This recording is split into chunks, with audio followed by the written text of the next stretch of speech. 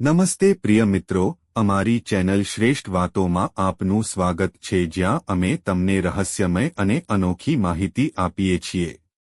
આજે અમે એક એવી માહિતી લાવ્યા સવી કે શું તમે જાણો છો કે સવાર ફક્ત નવી શરૂઆત જ નથી પણ જીવન બદલી નાખનારી ક્ષણ પણ હોઈ શકે છે. હા, સવારનો તે શાંત અને દિવ્ય સમય જેને આપણે બ્રહ્મ મુહૂર્ત કહીએ છીએ. હિન્દુ ધર્મ અને જ્યોતિષશાસ્ત્રમાં તેને સૌથી પવિત્ર સમય માનવામાં આવે છે. દરરોજ સવારે 4 થી 5 વાગીને 30 વાગ્યા સુધી આ સમય ફક્ત ઘડિયાળના કાંટાની ગતિ નથી, પરંતુ અલૌકિક ઉર્જાનો પ્રવાહ છે. એવું કહેવાય છે કે આ સમયે દેવતાઓ જાગે છે અને સકારાત્મક શક્તિઓ સમગ્ર બ્રહ્માંડમાં પોતાનો પ્રભાવ ફેલાવે છે. કલ્પના કરો, જો તમે આ શુભ ઘડી દરમિયાન કોઈ ખાસ અને પુણ્યપૂર્ણ કાર્ય કરો છો, તો તે ફક્ત તમારા દિવસને શુભ બનાવશે નહીં પરંતુ ધીમે ધીમે તમારા જીવનમાં સુખ, શાંતિ અને સમૃદ્ધિનો એક નવો અધ્યાય પણ ખોલી શકે છે. આ તે સમય છે જ્યારે આત્મા અને બ્રહ્માંડ વચ્ચેનો પડદો સૌથી પાતળો હોય છે, જ્યારે તમારી પ્રાર્થનાઓ સીધી પરમાત્મા સુધી પહોંચી શકે છે. તો શું તમે આ રહસ્યમય અને શક્તિશાળી સમયનો લાભ લેવા માટે તૈયાર છો? પરંતુ પ્રિય મિત્રો, વિડિયોમાં આગળ વધતા પહેલા મારી તમને એક નાની વિનંતી છે કે વિડિયોને અંત સુધી જુઓ. તેને બિલકુલ ચૂકશો નહીં કારણ કે આ માહિતી ખૂબ જ કિંમતી છે અને વિડિયોને અન્ય લોકો સાથે શેર કરો જેથી અન્ય લોકોને પણ ફાયદો થાય. અને હા મિત્રો, વિડિયોને એક સુંદર લાઇક આપો અને જો તમે માતા લક્ષ્મીના સાચા ભક્ત છો, તમે માતા લક્ષ્મીનો પ્રેમ, સ્નેહ અને આશીર્વાદ મેળવવા માંગો છો અને તમે ઈચ્છો છો કે માતા લક્ષ્મી તમારા ઘરમાં નિવાસ કરે અને તમે માતા લક્ષ્મીને પ્રસન્ન કરવા માંગો છો, તો કોમેન્ટ બોક્સમાં જય લક્ષ્મી માતા લખવાનું ભૂલશો નહીં અને વિડિયોને ઝડપથી લાઇક કરો અને તમારી પોતાની યુટ્યુબ ચેનલ શ્રેષ્ઠ વાતોને સબસ્ક્રાઇબ કરવાનું ભૂલશો નહીં જેથી તમને શક્ય તેટલી વહેલી તકે આવી માહિતી મળી શકે. અને હા પ્રિય મિત્રો, જુઓ, વાત એ છે કે અમે ફક્ત સલાહ આપી શકીએ છીએ, તે અમારું કામ છે. હવે તમે માનો કે ના માનો તે તમારી ઈચ્છા છે. પણ મિત્રો, હું એક વાત ચોક્કસ કહીશ કે જો તમે માનો છો, તો તમારી નૈયા પાર થઈ જશે. આ વિડિયોને અંત સુધી જોયા પછી તમારે કોઈ પણ પ્રકારની સમસ્યાનો સામનો કરવો પડશે નહીં. બાકી તમારી ઈચ્છા છે. તમે પોતે ખૂબ સમજદાર છો. તો પ્રિય મિત્રો, ચાલો આપણે વધુ વિલંબ કર્યા વિના આ વિડિયોને શરૂ કરીએ. નંબર 1, ઊંઘમાંથી જાગતાની સાથે જ તમારી આંખો સંપૂર્ણપણે ખુલ્લી ન હોવી જોઈએ. તમારી બંને હથેળીઓને તમારી સામે લાવો. આ ફક્ત હાથનો ઈશારો નથી, પરંતુ એક દૈવી ઈશારો છે, કારણ કે શાસ્ત્રો કહે છે કે દેવી લક્ષ્મી હથેળીના આગળના ભાગમાં, દેવી સરસ્વતી મધ્યમાં અને ભગવાન ગોવિંદ પોતે તળિયે રહે છે. જ્યારે તમે આ મંત્ર કરાગ્રે વાસ્તે લક્ષ્મી કરમધે સરસ્વતી કરુતા ગોવિંદ પ્રભાતે કર દર્શનમનો જાપ કરો છો, ત્યારે તમારો આત્મા તરત જ બ્રહ્માંડિક શક્તિઓ સાથે જોડાઈ જાય છે જે ફક્ત તમારા દિવસને શુભ બનાવે છે પણ દરેક પ્રયાસમાં સફળતા પણ લાવે છે. ધરતી માતાને 2 પ્રણામ. નમ્રતાની આદર્શ શરૂઆત. આ ધરતી પર વિચાર કરો, જે દરરોજ રાત્રે તમારા થાકેલા શરીરને ધારણ કરે છે. શું તમારા પ્રણામ કર્યા વિના તેના પર પગ મૂકવો યોગ્ય છે? શાસ્ત્રો સ્પષ્ટપણે જણાવે છે કે પરવાનગી વિના પૃથ્વી પર પગ મૂકવો અશુભ છે. તેથી પથારીમાંથી ઉઠતાની સાથે જ તમારા બંને હાથ જોડો. આંખો બંધ કરો અને ધરતી માતા પાસેથી ક્ષમા માંગો. હે ધરતી માતા, મારા દુઃખ માટે મને માફ કરો. હું તમને નમન કરું છું. આ નાનું નમસ્કાર તમારામાં કૃતજ્ઞતા અને નમ્રતાની ભાવના જાગૃત કરે છે જે તમને દિવસભર શુદ્ધ ઉર્જા અને સૌમ્યતાથી ભરી દે છે. ભગવાનના 3 સ્મરણ. બ્રહ્માંડ સાથે જોડાવાનો સુવર્ણ સમય. બ્રહ્મ મુહૂર્ત માત્ર એક સમય નથી, પરંતુ એક પ્રવેશદ્વાર છે જે તમને ભગવાન સાથે જોડે છે. જો શક્ય હોય તો આ સમય દરમિયાન સ્નાન કરો અને ભગવાનની પૂજા કરો. દીવો પ્રગટાવો, આરતી કરો. પરંતુ જો સમય ઓછો હોય તો ભગવાનનું ફક્ત એક જ નિષ્ઠાવાન સ્મરણ પણ અજાયબીઓનું કામ કરી શકે છે. નમઃ શિવાય, જય શ્રી રામ, જય શ્રી કૃષ્ણ આ નામો નથી પણ ઉર્જા છે. જેમ જેમ તમે તેમને યાદ કરો છો તેમ તેમ તમારું મન શાંત થઈ જાય છે અને આસપાસનું વાતાવરણ એક અલગ જ પ્રકાશથી ભરાઈ જાય છે. આ સમય દરમિયાન કરવામાં આવતી આધ્યાત્મિક પ્રેક્ટિસ સૌથી ફળદાયી માનવામાં આવે છે કારણ કે તે એક એવો ક્ષણ છે જ્યારે આધ્યાત્મિક ઉર્જા તેની ટોચ પર હોય છે. બ્રહ્મ મુહૂર્ત દરમિયાન કરવામાં આવતી માત્ર 3 નહીં પરંતુ ઘણી બધી ચમત્કારિક ક્રિયાઓ છે જે તમારા જીવનનો માર્ગ બદલી શકે છે. જ્યારે આખું વિશ્વ ગાઢ નિંદ્રામાં હોય છે ત્યારે બ્રહ્માંડની દૈવી શક્તિઓ જાગૃત થાય છે. આ એવો સમય છે જ્યારે નાનામાં નાનું પુણ્ય પણ 100 ગણું ફળ આપે છે. તો ચાલો જાણીએ કે કયા રહસ્યમય અને શુભ કાર્યો સવારે વહેલા કરવામાં આવે છે તો તે દેવી લક્ષ્મીને પ્રસન્ન કરે છે અને ઘરમાં સુખ, શાંતિ અને સમૃદ્ધિ લાવે છે. ઘરના મુખ્ય દરવાજાની સફાઈ સમૃદ્ધિનું સ્વાગત કરે છે. શું તમે જાણો છો કે તમારા ઘરનો દરવાજો દેવી લક્ષ્મીનું પ્રવેશદ્વાર છે? વાસ્તુશાસ્ત્ર સવારે વહેલા દરવાજાને સાફ કરવાની અને સાફ કરવાની ભલામણ કરે છે. ત્યાં થોડું પાણી છાંટો અને જો શક્ય હોય તો તેને ફૂલો અથવા રંગોળીથી સજાવો. આ માત્ર સુંદરતાનું પ્રતીક નથી પણ સંપત્તિ અને શુભ સમાચારને પણ આમંત્રણ આપે છે. જ્યારે દરવાજો સ્વચ્છ હોય છે ત્યારે ઉર્જા સરળતાથી વહે છે અને દેવી લક્ષ્મી પોતે ઘરમાં પ્રવેશ કરે છે. નંબર 2 ગાયની સેવા કરવી એ દરેક શુભ કાર્યની ચાવી છે. શાસ્ત્રોમાં ગાયને દેવીનું સ્વરૂપ માનવામાં આવે છે. સવારની પ્રાર્થના પછી ગાયનું સ્મરણ કરવું અને તેની સેવા કરવી ખૂબ જ પુણ્યપૂર્ણ છે. જો તમે સવારે વહેલા તમારા ઘરની નજીક ગાય જુઓ છો તો તે એક સંકેત છે કે દેવી પોતે તમારી મુલાકાત લીધી છે. તેમને પ્રેમથી રોટલી ખવડાવો, તેમના માથા પર થપથપાવો અને નમ્રતાથી નમન કરો. આ નાના કાર્યથી તમે ફક્ત એક જ નહીં પરંતુ અનેક દેવી દેવતાઓના આશીર્વાદ મેળવી શકો છો. ગાયની આંખોમાં જોવાથી શાંતિનો અનોખો અનુભવ થાય છે.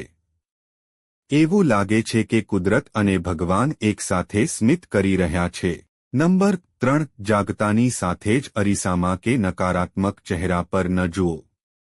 શું તમે ક્યારે અનુભવ્યું છે કે સવારે વહેલા ઉઠીને કંઈક જોયા પછી આખો દિવસ કેવો પસાર થાય છે? વાસ્તુશાસ્ત્ર અનુસાર જાગતાની સાથે જ અરીસામાં જોવું યોગ્ય નથી કારણ કે ગઈ રાતની નકારાત્મક ઉર્જા હજુ પણ આપણી આસપાસ રહે છે. આ ઉર્જાને પ્રવેશતી અટકાવવા માટે પહેલા તમારા હાથની હથેળીઓ જુઓ. ભગવાનનું નામ લો અને તમારી અંદર સકારાત્મકતાને આમંત્રણ આપો. ઉપરાંત કોઈપણ વ્યક્તિ અથવા દ્રશ્ય જોવાનું ટાળો જે નકારાત્મક લાગણીઓ જગાડી શકે છે કારણ કે સવારે મન કાગળના સ્વચ્છ શીટ જેવું છે જેના પર પહેલી છાપ ઊંડે સુધી જડેલી હોય છે.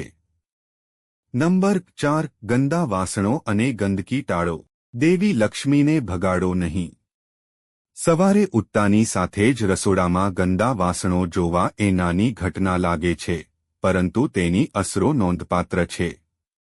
રાત્રે વાસણો ન ધોવાથી ઘરમાં નકારાત્મક ઉર્જા એકઠી થાય છે અને લક્ષ્મી આવી જગ્યાઓ ટાળે છે. તેથી રાત્રે વાસણો ધોવા અને રસોડું સાફ કરવું એ સંપત્તિ અને શાંતિને આમંત્રણ આપવાનું પ્રથમ પગલું છે. નંબર 5 વહેલી સવારે કઠોર શબ્દો ન બોલો. તમારા શબ્દો તમારી શક્તિ છે. સવારનું શાંત વાતાવરણ તમારા શબ્દોને વધુ અસરકારક બનાવે છે. કોઈની સાથે કઠોર બોલવાથી અથવા ઝઘડો થવાથી તમારા આખા દિવસની ઉર્જા પર અસર પડી શકે છે. તેથી તમારી સવારની શરૂઆત મીઠા, પ્રેમાળ અને સકારાત્મક શબ્દોથી કરો.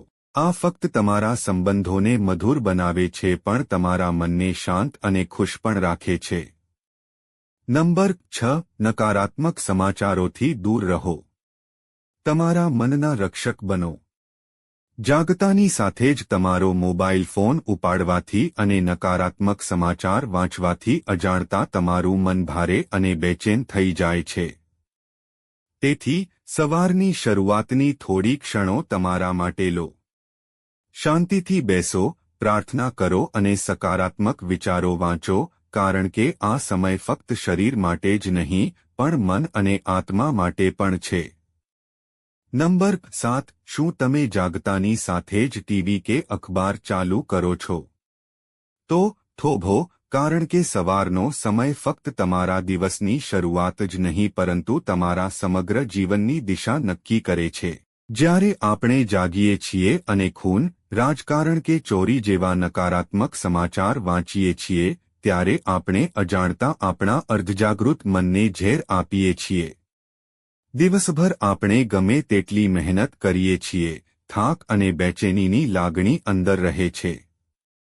તેથી જાગતાની સાથે જ ભજન સાંભળો, ધ્યાન કરો અથવા સકારાત્મક, જ્ઞાનવર્ધક પુસ્તક વાંચો.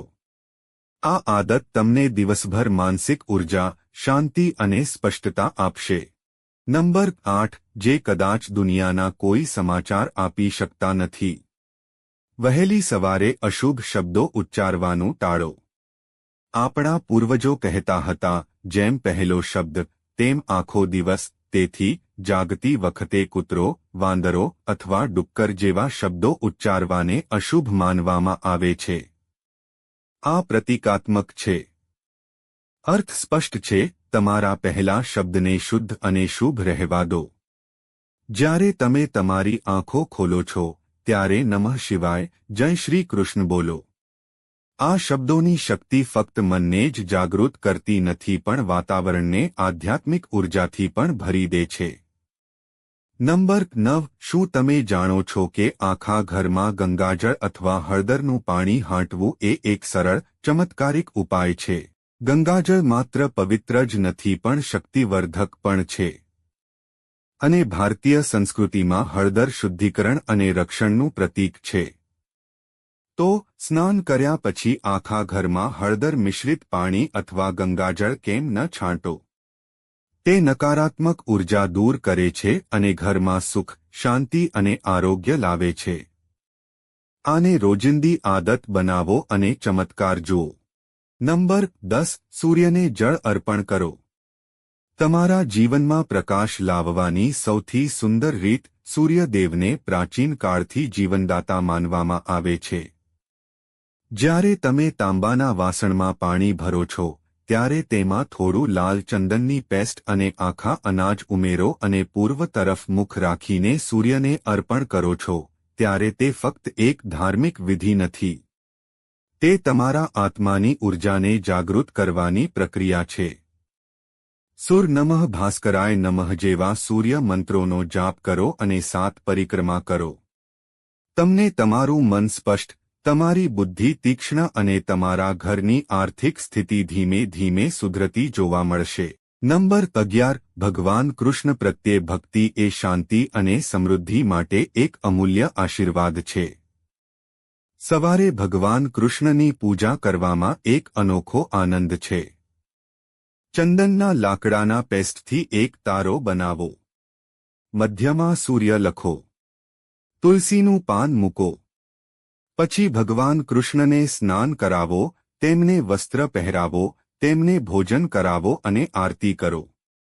આ પૂજા તમારા મનને શાંતિથી, તમારા ઘરને સમૃદ્ધિથી અને તમારા આત્માને આનંદદાયક ઉર્જાથી ભરી દે છે. અને હા, આ ક્રિયાઓ આપમેળે દેવી લક્ષ્મીના આશીર્વાદને આમંત્રિત કરે છે. તો શું તમે તૈયાર છો તમારા જીવનને એક નવી દિશા આપવા માટે? આ ફક્ત ધાર્મિક વિધિઓ નથી, પરંતુ સવારની કેટલીક સુંદર આદતો છે જે કોઈપણ મોટા ધાર્મિક વિધિઓ વિના તમારા જીવનમાં સંપત્તિ, સુખ, શાંતિ અને સફળતા લાવી શકે છે. યાદ રાખો, નાના પગલાં મોટા ફેરફારો લાવે છે. તો આજથી શરૂઆત કરો. સવારે ભગવાનનું નામ જપ કરો.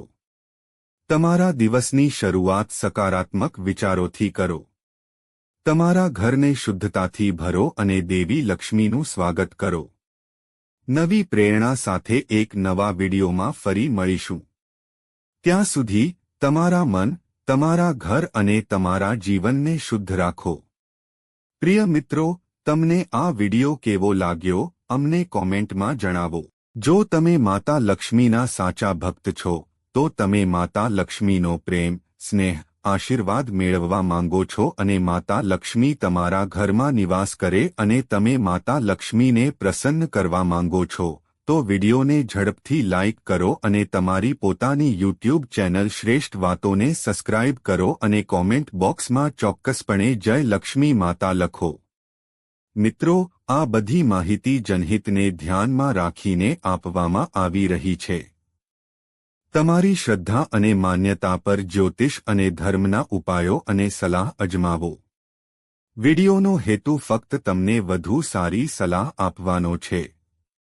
અમે આ સંદર્ભમાં કોઈપણ પ્રકારનો દાવો કરતા નથી. મિત્રો, જો તમને વિડિયો ગમ્યો હોય તો ચોક્કસ લાઇક અને સબસ્ક્રાઇબ કરો.